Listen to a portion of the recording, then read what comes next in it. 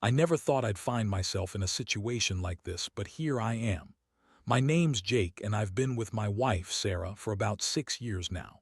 At first, it was everything you'd expect: fun, passionate, full of promise.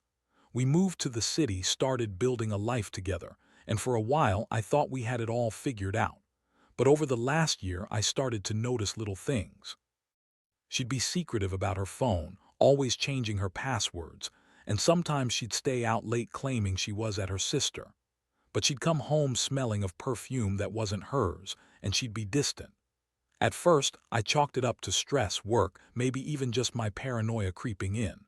But deep down, I felt there was more, something I wasn't seeing. It all came to a head a few weeks ago when I decided to finally dig a little. I was going through her files, because I admit my trust was already fractured, to see if I could find any answers. We had been applying for my citizenship, and I knew we were in the middle of some serious paperwork. I figured maybe if I looked at her emails or documents, I'd find something that explained her behavior. I'd never been snooping like this before, but I felt like I had no choice. I needed the truth. That's when I found it: hotel receipts tucked away in a folder where our important documents should have been. I looked closer, and I saw dates that lined up with the nights she'd been staying late at the office. The receipts were for a hotel downtown, not far from where we live. My stomach sank. I knew what those receipts meant right away. It wasn't just a business trip or some innocent stay. It was her cheating, plain and simple, and the guy she was with, an attorney we'd gone to for my immigration process, James.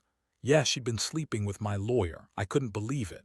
I felt like I'd been punched in the gut. All those nights I waited up, wondering why she was so distant, why she'd get defensive when I asked about her phone. She'd lied so easily, as if I was dumb enough to buy it. I stared at those receipts for a long time, just trying to process what I'd found. It wasn't just the betrayal that hurt, though that was bad enough.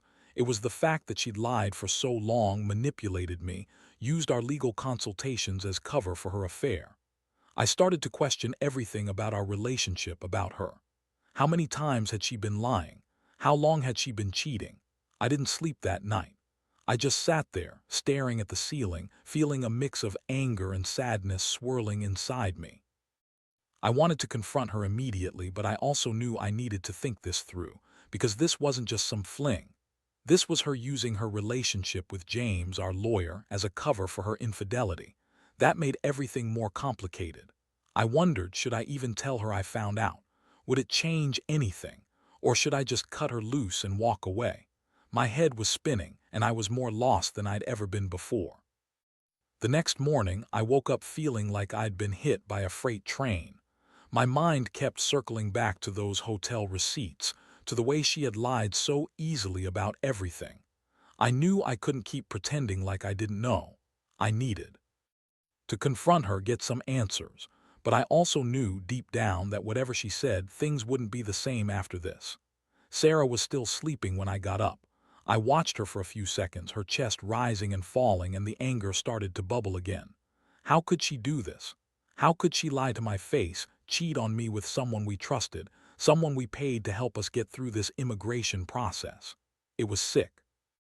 I had always believed in honesty, in being faithful, and now I was faced with this betrayal. I felt a strange mixture of heartbreak and rage. I decided I couldn't wait any longer. I shook her awake, trying to keep my voice steady. She looked at me with that fake smile she always used when she knew she was hiding something. "We need to talk," I said. Her eyes flickered, a flicker of panic, but she quickly masked it. "What's going on?" she asked, acting innocent, as if I wasn't about to blow the lid off everything.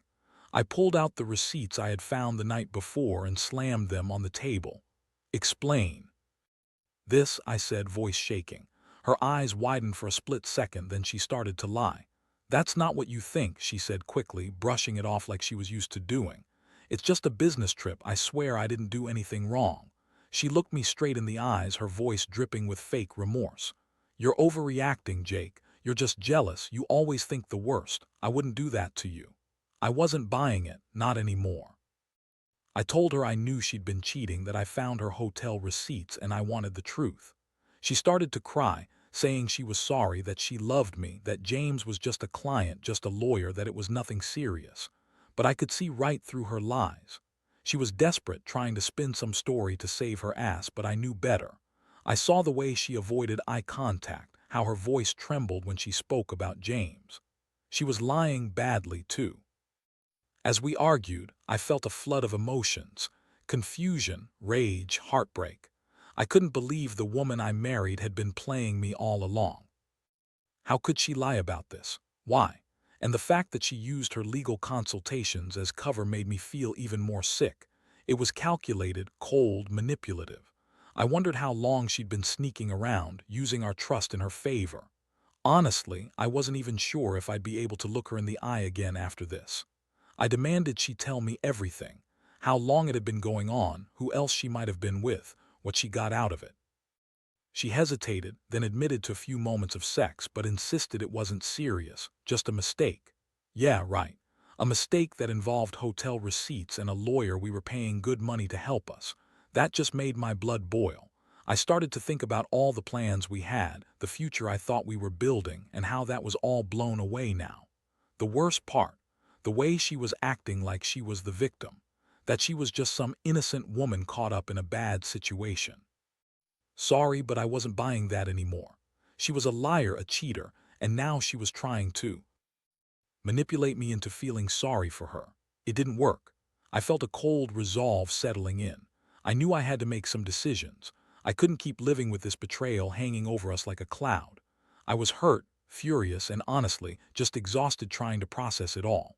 After that confrontation, the house felt different, thick with unspoken words and tension I couldn't shake off. I knew I had to do something, but I also knew I couldn't just blow everything up without thinking. I spent the rest of the day trying to keep my head clear, but every time I closed my eyes, I saw her lying, smirking, hiding her affair behind that fake "I love you" bullshit. It's crazy how someone you trusted can turn out to be a complete stranger in a matter of minutes. That night I couldn't sleep. My mind kept racing. I kept asking myself, what do I do now? Should I confront James? Should I pack my bags and leave? Or do I try to save whatever's left of this mess? I wasn't naive. I knew that cheating wasn't just a mistake, it was a choice, and I was starting to think about what I wanted to do next. I didn't want to be some doormat taken for granted and lied to. But at the same time, part of me still loved her, or at least I thought I did. That made everything worse. The next morning, I decided I needed more proof before I made any big moves. I sat down at my computer and started digging through her emails and phone records, just to make sure I wasn't missing anything. It was a long process, and honestly, I felt sick doing it. But the more I looked, the more I found. There were texts, explicit ones, between her and James, flirting, talking about sex, about meeting up. She'd even sent him pictures. I mean, who sends sexy selfies to their lawyer? That's some next-level betrayal. I also found out she'd been making plans to meet him again soon, claiming it was just to go over some documents. But her messages showed she was excited. That was the moment I knew I couldn't stay silent anymore. I had to do something. So I started planning my next move. I wanted to catch her in the act, or at least make her realize I knew everything. I decided I'd go to her phone, confront her with the evidence, and see how she'd spin her lies this time. When she got back from work, I was already waiting. I didn't say much at first, just handed her the phone with all the messages pulled up. Her face went pale. She stammered, trying to deny, trying to cover her tracks, but she knew she was caught. I watched her desperately trying to lie her way out of it, claiming it was all innocent, just some stupid flirtation, she said. That she only saw James as her lawyer, her friend, nothing more. But the messages told a different story. They told me she'd been lying for months. Seeing her like that, so helpless and caught, made me feel 1,000 different things: disgust, heartbreak, rage. I felt like I'd been punched again, this time harder. And I knew I couldn't keep pretending everything was okay. That's when it hit me. I had to decide whether I was going to forgive her or finally accept that this was over. I looked at her, furious but also exhausted, and told her I needed some space to think. I left her there, standing in the living room, crying and begging. It was the first step in what I knew would be a long, painful road ahead. Over the next few days, I didn't see much of Sarah. Honestly, I needed time to breathe, to clear my head. Every time I thought about everything, her lies, the hotel receipts, the messages between her and James, it made my stomach turn. I couldn't believe I had been so blind, so naive. For years, I thought we had something real, something worth fighting for. Turns out it was just a lie. She had been sneaking around behind my back while I was busy trying to get my citizenship, trying to build a new life here. All that trust I had placed in her felt like it was just a house of cards ready to collapse. But I also knew I had a choice. I could just walk away, or I could do something about it. Something that would really hit her where it hurts. I decided I was going to find out just how deep her affair went, and then I'd make a decision. For now, I kept my distance. I didn't want to give her the satisfaction of knowing I was breaking inside, but I also wasn't going to be the one to end everything without knowing just how far she'd gone. That's when I started to dig into her phone more deeply. I wanted to see if there was more, if she'd been hiding anything else. I also knew that James would try to cover his tracks, so I had to be careful. I downloaded some spy software I'd read about, nothing too obvious, just enough to keep an eye on her activity without her suspecting. I installed it late one night when she was out with friends, pretending to be at work. I didn't sleep that night, just staring at my screen, watching her messages pop up. What I saw was worse than I expected. She'd not only been texting James, she'd been talking about meeting him, about sneaking away for sex, about how she felt alive when she was with him. She even sent him pictures of herself in lingerie, trying to look sexy. I've never hated someone so much in my life. She lied about it being nothing, but the evidence was clear. She'd been planning to meet him again in secret. That was the moment I realized I couldn't stay with her anymore. Not after she'd crossed every line possible. I felt my hands trembling. My heart was pounding so hard I thought I might burst. This wasn't just a betrayal. It was a full-on attack on everything I believed in. I'd spent years trying to be a good husband, trying to build a future with her. And all along, she was out there screwing around with my lawyer, using our legal meetings as cover. It was sick. I wondered how she even managed to lie so convincingly, how she could look me in the eyes and still pretend everything was fine. That night, I decided to confront her one more time. I wanted to hear her explain herself, to give her a chance to come clean or keep lying. I made her sit down in the living room, showed her all the evidence I had collected, and asked her why.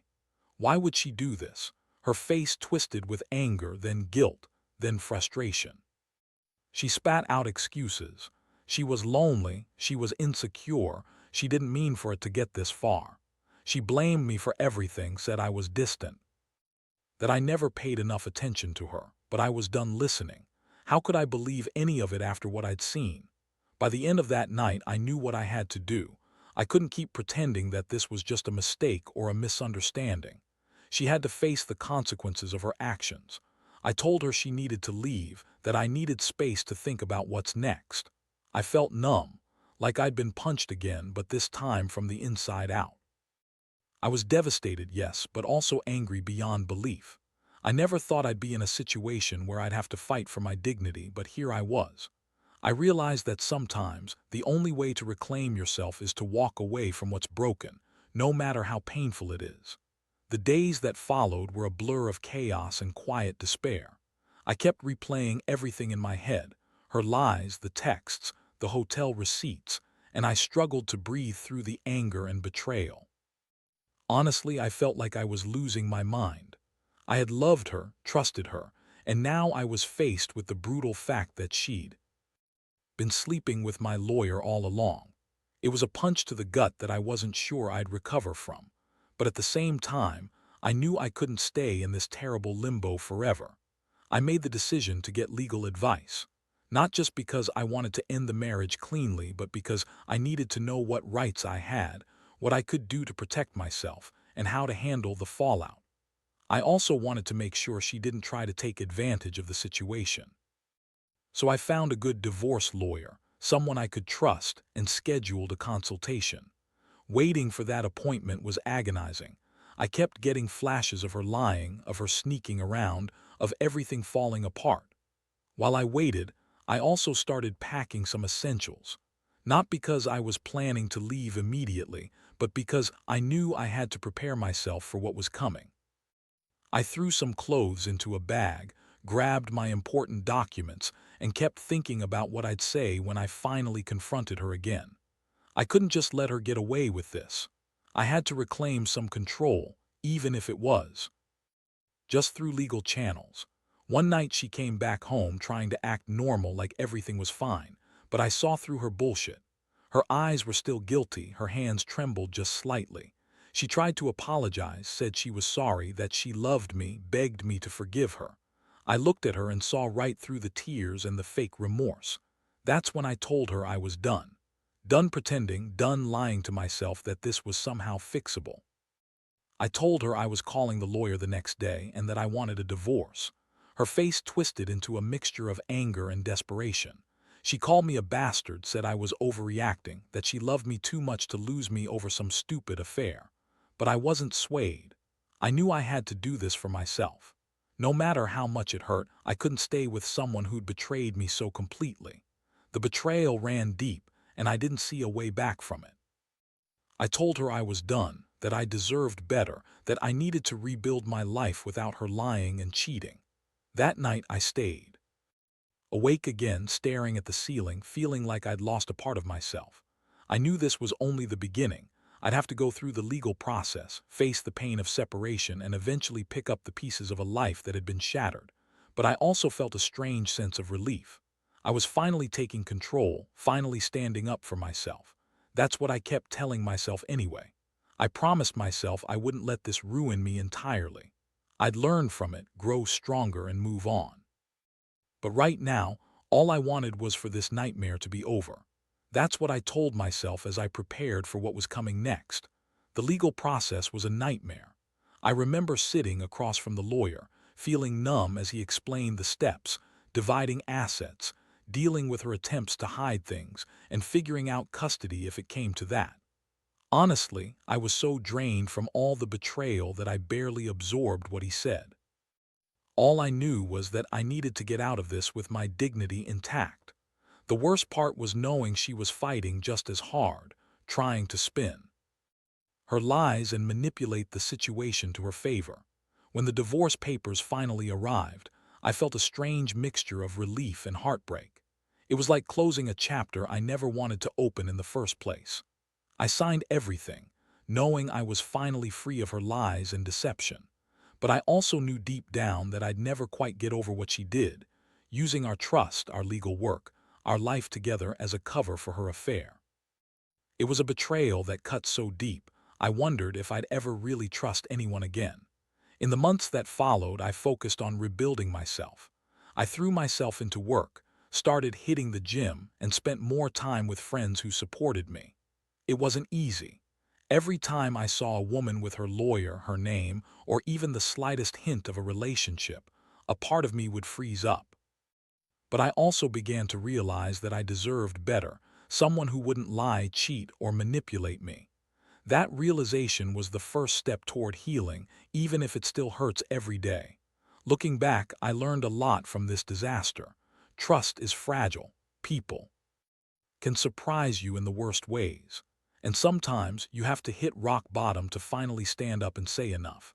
I wish I could say I regret everything, but truthfully, this experience made me stronger, more cautious, more aware of who I can and cannot trust. I won't lie. There are days when I feel angry, days when I feel betrayed and broken. But I also feel a sense of closure now. I know I did what I had to do. To anyone else stuck in a similar situation, I'd say this: don't ignore the signs, trust your instincts. And if someone shows you who they truly are, believe them. You can't fix a broken relationship built on lies, and you shouldn't waste your life trying. Stand up for yourself, get out if you have to, and never apologize for protecting your own peace. Because in the end, the only person responsible for your happiness is you. And no matter how much it hurts, you'll come out on the other side stronger than you ever thought possible.